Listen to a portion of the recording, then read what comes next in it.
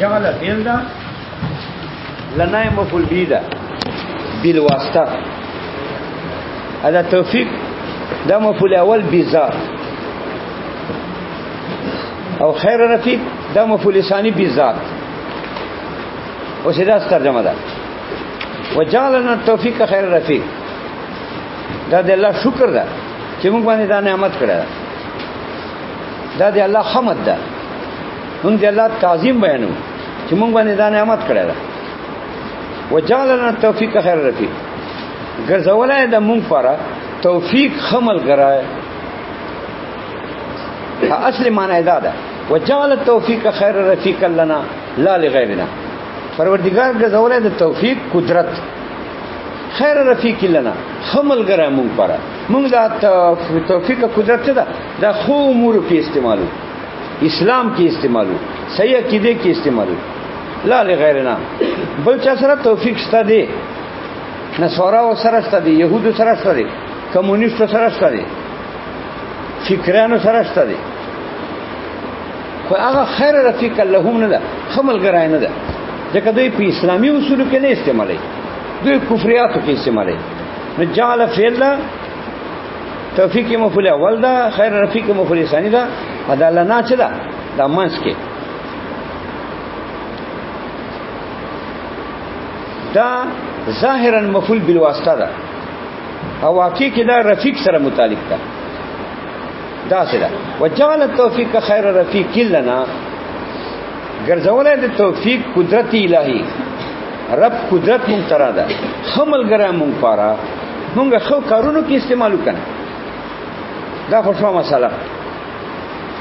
لانی مولا جلال وای وجعلت لنا التوفیق خیر رفیق. اوس مولا جلال دا کار کوي چې دا توفیق څه ده، دا مفعول اول څه کنه، دا خیر رفیق مفعول ثانی څه، هم مفعول ثانی حکم په مفعول اول، حکم نو مفعول ثانی چې دا حکم د مفعول اول، نو په توفیق کې حکم ولګاو د خیر رفیق. عقیده دا چې محکومه به معلومي ځکه حکم ولا شي دا فرض معلومیت ته محکومه ده چې محکومه هوته ته معلومي کنه. و دا محکومه چې توفیق ته دا چاته وای چې دومره غټ حکم په لګاو چې خیر رفیق دا مون خمل غړای دا وای چې توفیق دوه معنی دي. یو معنی لغوي ده، بل معنی شرعي اصطلاحي ده. لغوي خو دې ته وای جعل الاسباب موافقه للمطلوب، چې اسباب ته طرف درکړي او مطلب سره برابر، یعنی ته مطلب په حاصل ولای شي، که سبق پوای، که خوراک کیا، که نور مطلوبات حاصله، خو اسباب رب دری اته مطلوبات په حاصل ولای شي. نو جعل الاسباب ګرځول د اسباب دي موافقه للمطلوب، موافق مطلوب سره عموما خیر کونه خیرا او شرا. خیر مطلب یا شری اسباب سره فیټي. ثم خص بالخير دا شری معنی ده. شریعت کې مطلوب کې قید ده، مطلوب خیر، مطلوب خیر څه معنی چې موافق للشرع، چې شرع موافقي، دا مطلوب خیر ده. نو دا توفیق شرعي شه، ادا توفیق عرفي شه. عرف کې دا چې مطلوب کې به خیر معتبري، ها لغت کې دا که خیری که شری. خدي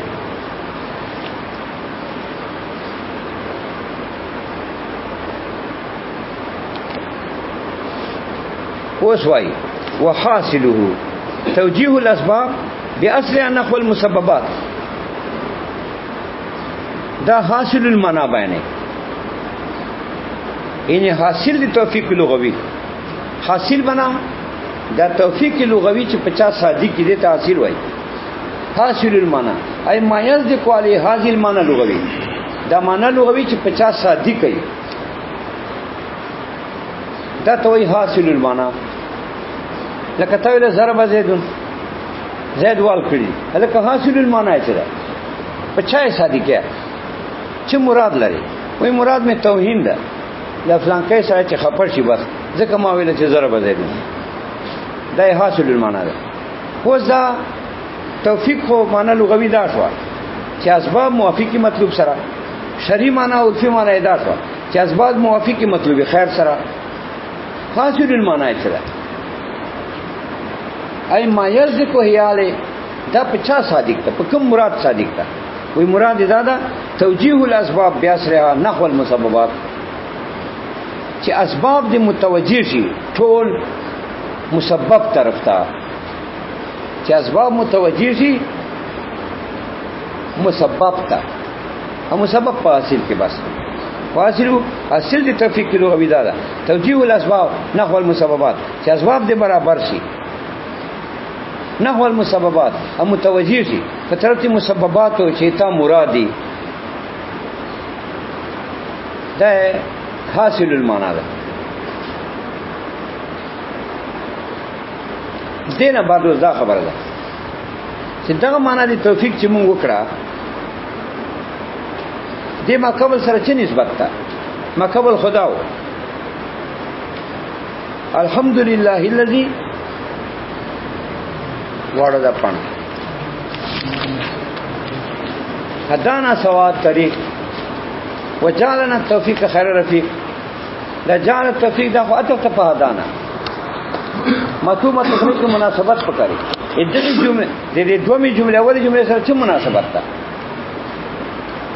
جواب دا ده چې دا دومه جمله اوله پر تاکید ده په یو تقدیر اوله پر تاکید ده یا دا چې دا د اوله جمله تاسیس ده یا خو تاکید ده نه اول ده یا تاسیس ده. تاسیس کې معنا ثانی کې تجدیدی پنی بسره معنا والے تا تاکید خو نه اولی دلته داسې ده چې دا دومره جمله څه ده چې جعل التوفیق خیر رفیق لنا دا یا تاسیس ته ما یا تاکید ما قبل یا تاسیس ده څنګه تاسیس تاکید ده وې دې توفیق معنا پنځ دي متکلمین عرفن متکلمین دې معنا کوي دعوت للطاعه دا توفیق معنا کوي متکلمین دا معنا عرفي کوي دعوت للطاعه دعوت ورکول طاعت تا دعوت ورکول طاعت تا دا خو تاکید دی معنا والے دا ځکه هدانا سوا طریق دا هم دعوت تا حق تا هدانا سوا طریق هم دعوت تا حق تا او جعل التوفیق خیر رفیق لنا هم دعوت تا حق تا ځکه توفیق